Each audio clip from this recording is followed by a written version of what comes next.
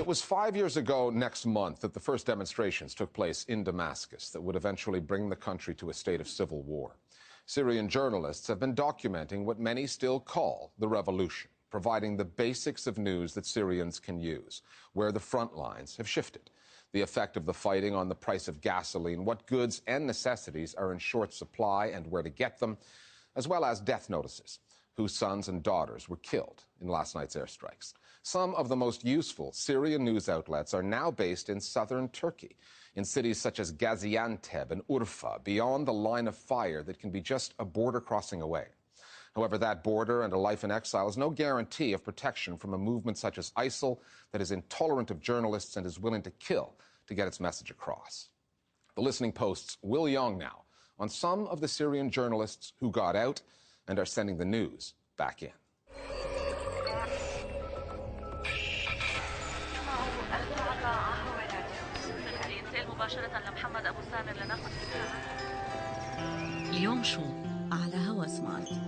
A weekday morning in Syria. Anyone who needs to make a journey might be advised to tune in to Hawa Smart Radio's daily program, Kif al-Tariq al-Kashir, or How's the Road.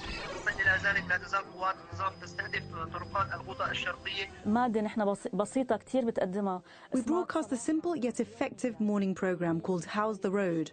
It alerts people to the most dangerous roads or if new checkpoints have appeared in the area.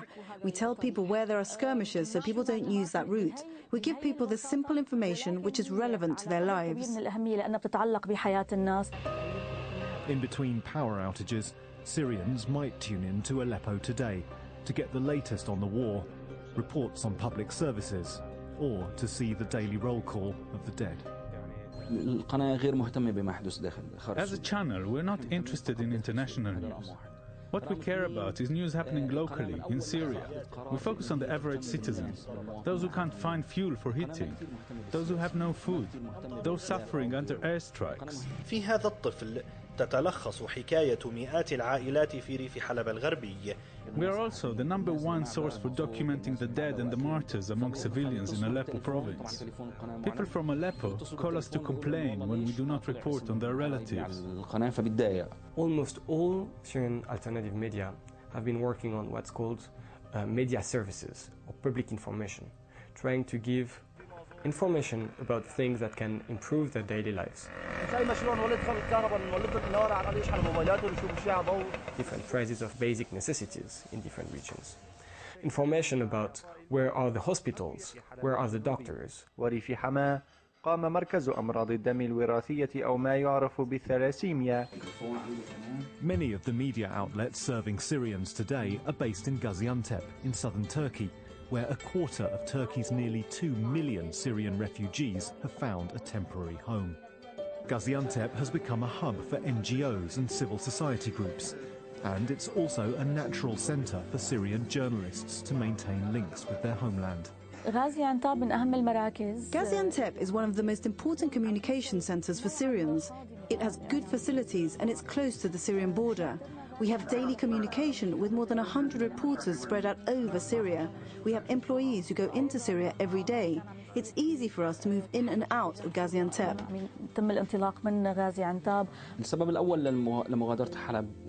We left Aleppo primarily for security concerns, as we were being hunted by government forces.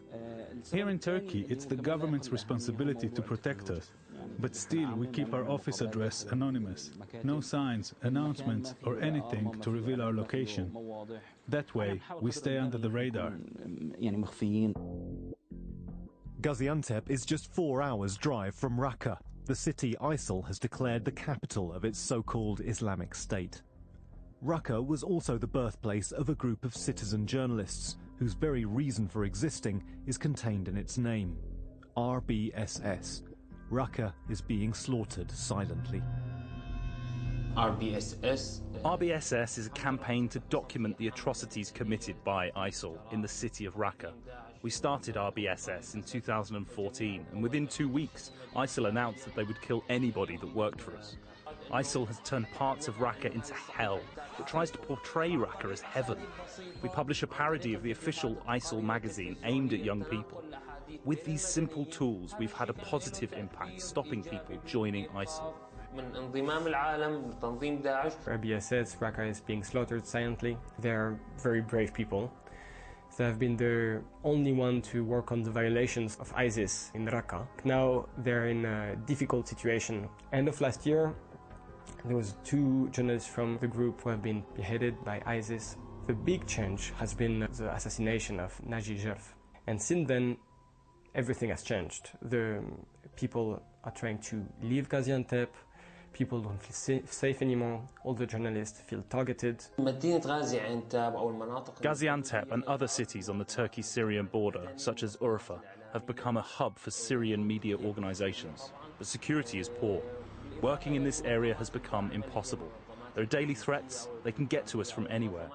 We have now left Urfa and Gaziantep, and nobody knows where we are. We work in secret, safe locations that are unknown to others. I've been in Berlin more than a year and a half now. For me, danger is everywhere, even in Germany. When Syrians rose up against Bashar Assad in 2011, journalists began to contest the government narrative. Now, with the rise of ISIL and a multitude of other militant groups, as well as the involvement of foreign powers, the Syria story has become ever more complex, and the journalism required to tell it has evolved. I worked at Syrian state TV for around 14 years, but I didn't feel like a real journalist. We couldn't speak unless we got permission from the intelligence services and the Syrian army. So after leaving in 2013, we felt a great need to say things that we couldn't freely say all those years. When I'm on air, I can't be anything but professional.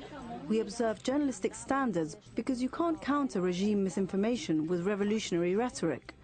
So there's no contradiction between Zoya the activist and Zoya the journalist.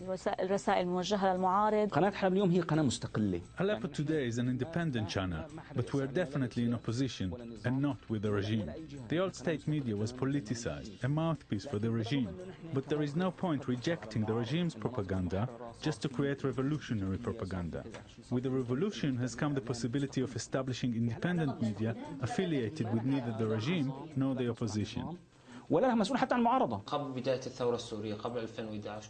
2011, before the revolution, I was a regular university student. I used to hang out in the cafeteria, and politics never entered my mind. My life was very normal. It was the situation that forced us to get involved in politics and the media, forcing us to become citizen journalists. I don't like to call myself an activist or a journalist. I'm a citizen of Raqqa. I'm Syrian. This is a duty we're performing for our city. Syrian journalists come with their own personal narratives. Citizen reporters who started out chronicling a revolution now find themselves confronting militants who themselves use the media to achieve their goals.